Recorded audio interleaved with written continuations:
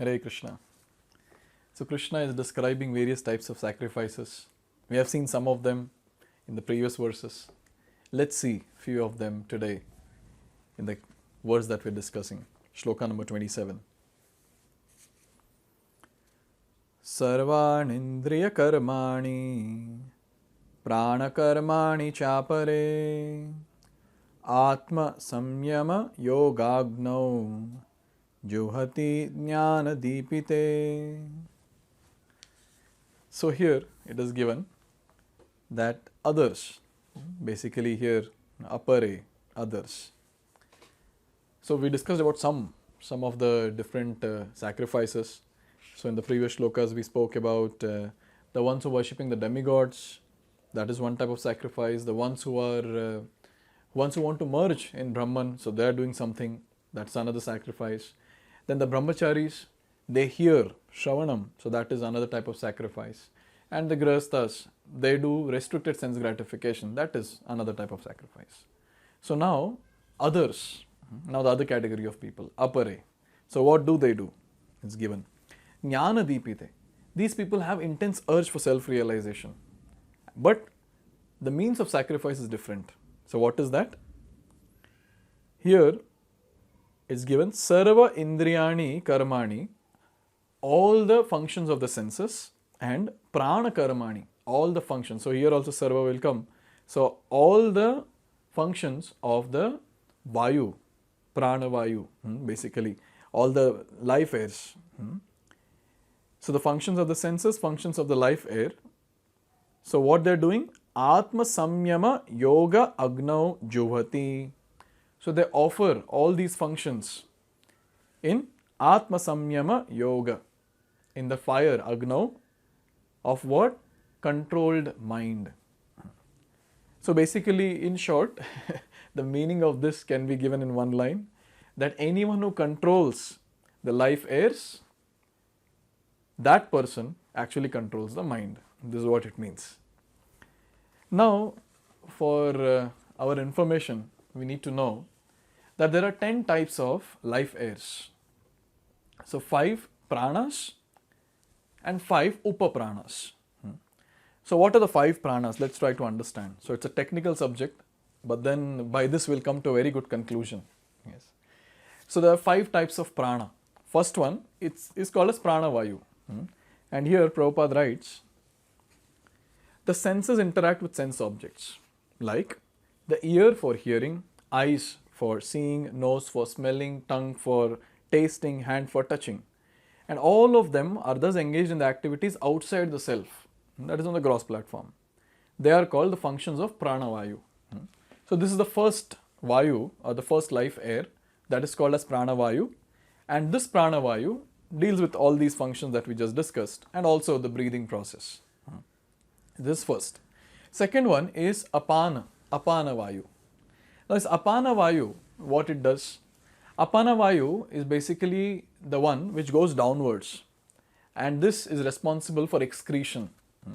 When it comes to removing of all the unwanted substance from the body.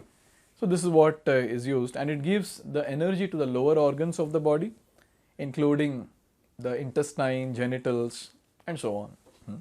So in this way, apana vayu, it works on the lower part of the body.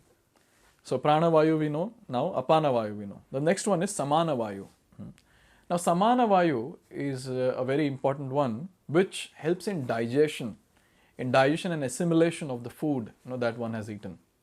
So this is samana vayu. The fourth one is udana vayu.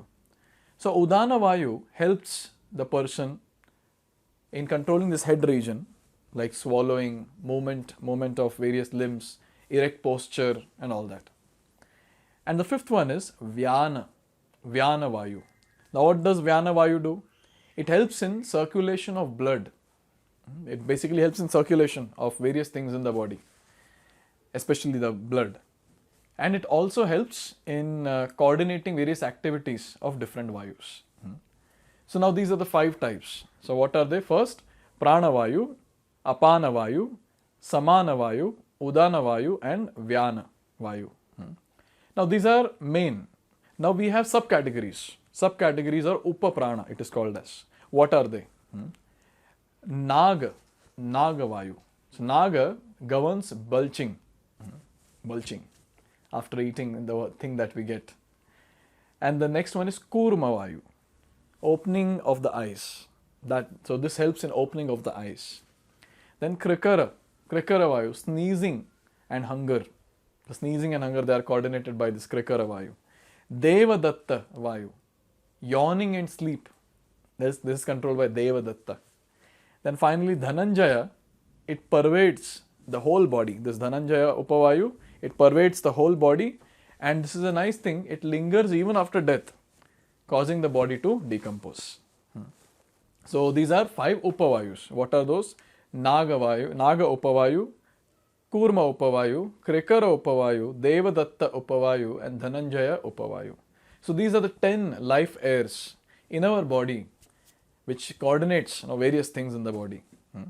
So here Prabhupada writes that the Patanjali system of yoga instructs one on how to control the functions of the body's air in a technical manner, so that ultimately all the functions of the air within become favorable for purifying the soul of material attachment.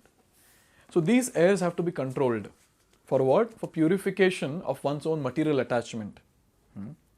Now, what is a technical way Patanjali Yoga Sutra suggests? That is pranayama. So when someone does pranayama, so all these things will happen. But then no one, as of now in the modern times, does pranayama to control all this and get purified. They just do it for keeping a good health.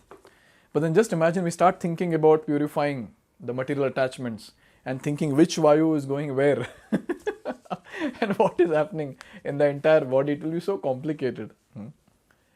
So here, after understanding this, there are few things which we can appreciate.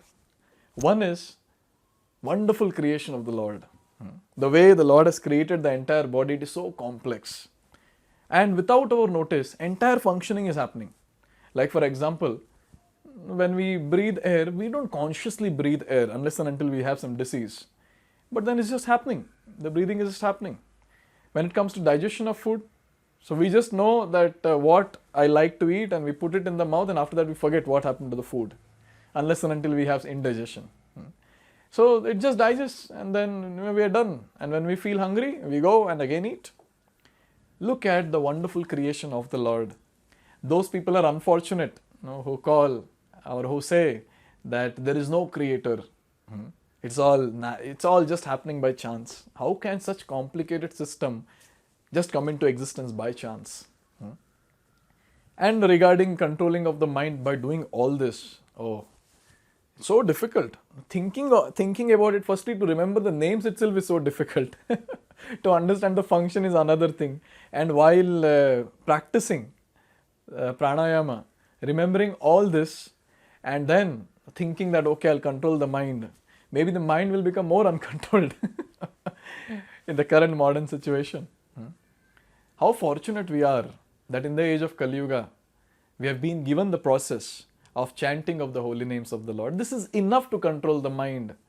This controlling of the life airs just helps to control the mind. And it is said that if the person does it perfectly, he'll get purified of the attachments. But then if someone chants the Hare Krishna Mahamantra attentively, Hare Krishna, Krishna Krishna, Hare Hare, Hare Ram, Ram Ram, Hare Hare. If someone does this attentively, surely he'll get purified from all his material attachments, from all the sinful reactions of the past, and his mind will come under control, and most importantly, he'll break the cycle of birth and death, attain Krishna Prema and go back home back to Gaura. Tell me which Vayu will do this? No Vayu, this only Krishna can do. So in this way we understand the importance of chanting the holy names. Unfortunately now in modern times, all the other things are taking over chanting of the holy names. But then, we students of Gita, after understanding these complex systems, we should switch to chanting of the holy names as the only means to break the cycle of birth and death, for self-realization, for going back home, back to Godhead. Now after describing this complex system, Krishna is going to describe few more types of sacrifices. Let's see that in the next video. Hare Krishna.